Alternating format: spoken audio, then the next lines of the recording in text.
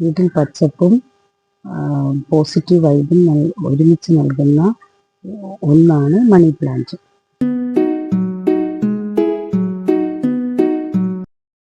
നമസ്കാരം, പുതിയൊരു വീഡിയോയിലേക്ക് സ്വാഗതം. മണി പ്ലാന്റിന് വളരെ വലിയ പരിചരണമൊന്നും ആവശ്യമില്ല. മണ്ണിലോ വെള്ളത്തിലോ എളുപ്പം വളരും. എൻ്റെ ഇരിക്കുന്നത് മണി പ്ലാന്റിൻ്റെ ഒരു വെറൈറ്റിയാണ്. വേറെയും വെറൈറ്റികളുണ്ട്. അത് കാണാനായിട്ട് വീഡിയോ മുഴുവനായിട്ടും കാണുക.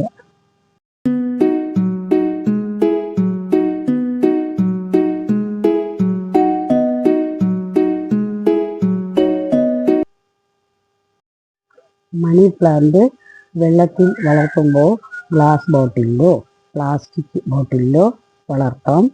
7 മുതൽ 10 ദിവസത്തിനകം തോറും നമ്മൾ വെള്ളം മാറ്റി കൊടുക്കണം. പിന്നെ ഇത് പ്ലേസ് ചെയ്യുക ബാൽക്കണിയിലോ ജനലിനടുത്തോ ലിവിംഗ് റൂമിലോ ഇത് വെക്കുന്നതാണ് ഉത്തമം.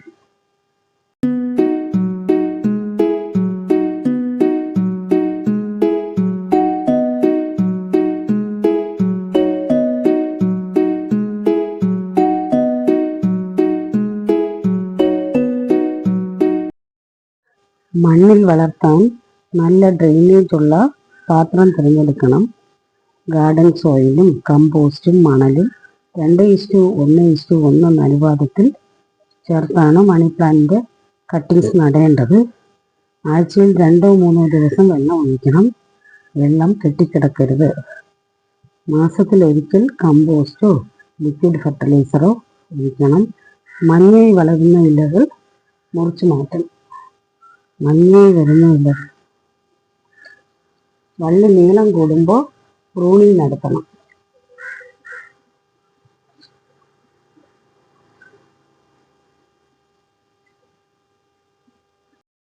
മണി പ്ലാന്റിന് ഒരുപാട് ഗുണങ്ങളുണ്ട്.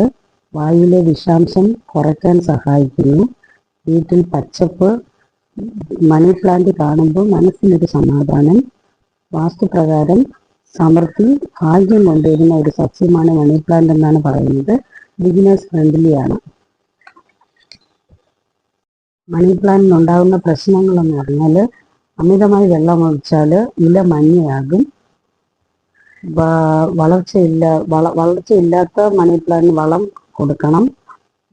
വെളിച്ചത്തിൻ്റെ കുറവുണ്ടെങ്കിലാണ് വളർച്ചയില്ലാതാകുന്നത്.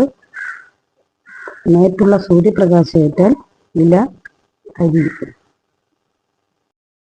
നിങ്ങളുടെ വീട്ടിൽ മണി പ്ലാന്റ് വളർത്തുന്നവരാണെങ്കിൽ കമൻറ്റ് ചെയ്യണേ. വീഡിയോ ഇഷ്ടമായാൽ ലൈക്ക്, ഷെയർ, കൂടെ സബ്സ്ക്രൈബും ചെയ്യണം. നന്ദി.